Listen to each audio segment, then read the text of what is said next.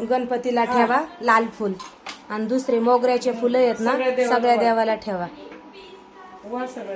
तर कशात सगळे मजेत ना? तर मजेतच राहो ही स्वामीचरणी प्रार्थना करते. तर हा व्हिडिओ आहे माझ्या पुतण्याच्या लग्नाचा.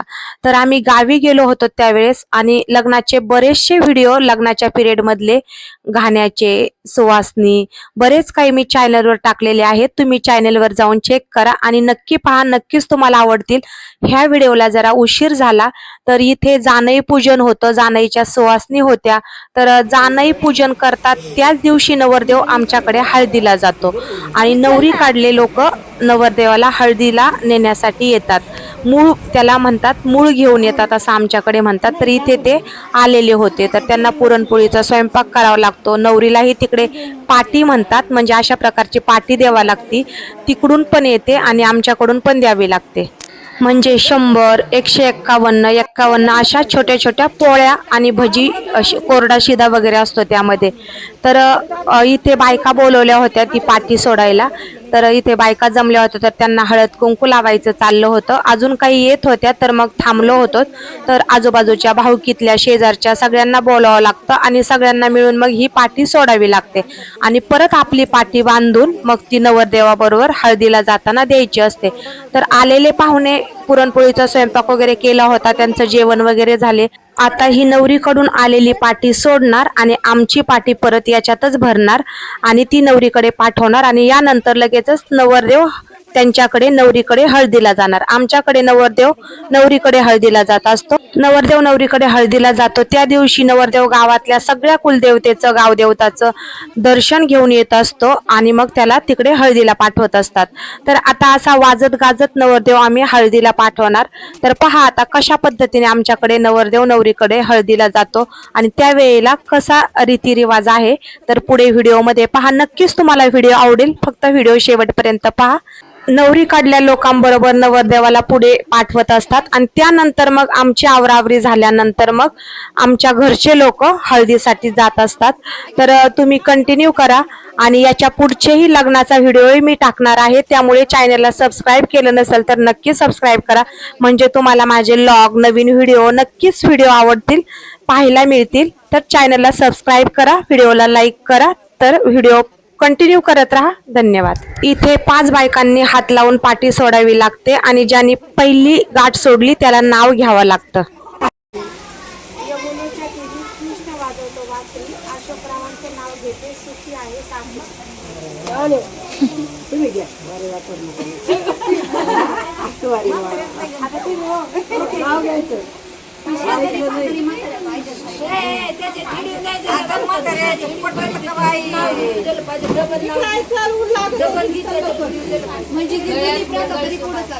मंगळसूत्र, सौभाग्याची फूल, राजेंद्र रावांचं नाव घेते, खेडकरांची सून. तर इथे माझ्या एका हातावर मेहंदी काढायची राहिली होती, तर इथे मी नंतर मेहंदी काढून घेतली, कारण आज हळद लागणार होती आणि उद्या लग्न होतं. त्यामुळे मग मला नंतर काय काढायला मिळाली नसती. हळदीवरून यायला अर्धी रात्र झाली असती, म्हणून मग मी काढून घेत होते. 1-1.5 तास हातावर राहिली तरी नंतर त्याला रंग येतो, जरी धुतली तरी. आणि एकीकडे नवरदेवाच्या निघायची तयारी चाललेली होती.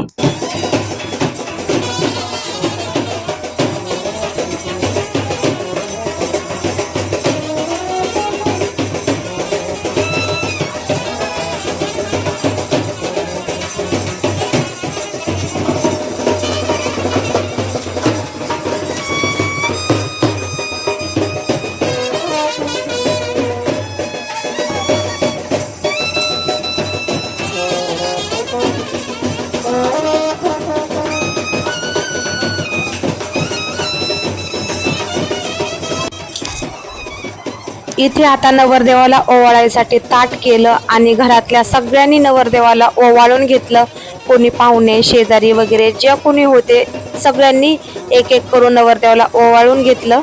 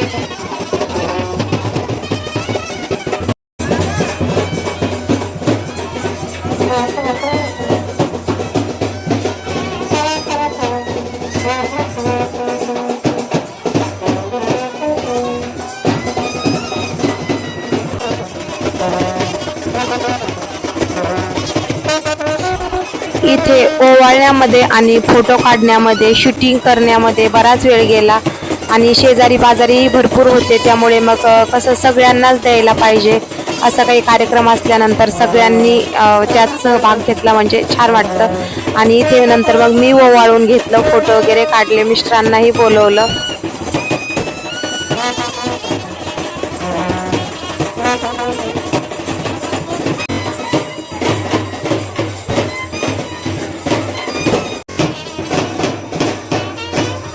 किती कलरफुल येत आहे.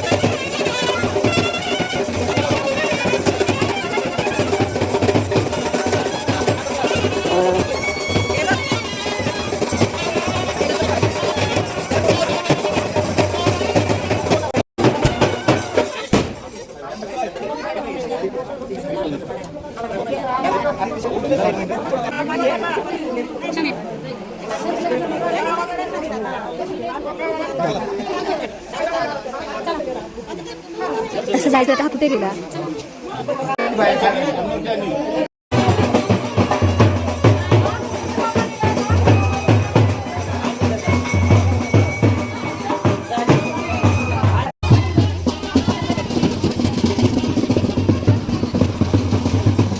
आता घरापासून थोड्या अंतरावरच बाजूला गाडी होती आणि आमच्या जवळच मारुतीचं मंदिर आहे. मग तिथपर्यंत नवरदेव वाजत गाजत नेला. मारुतीच्या मंदिरामध्ये दर्शन घेतलं आणि अशा पद्धतीने बघा आता नवरदेवाला तिकडे पाठवण्यात आलं.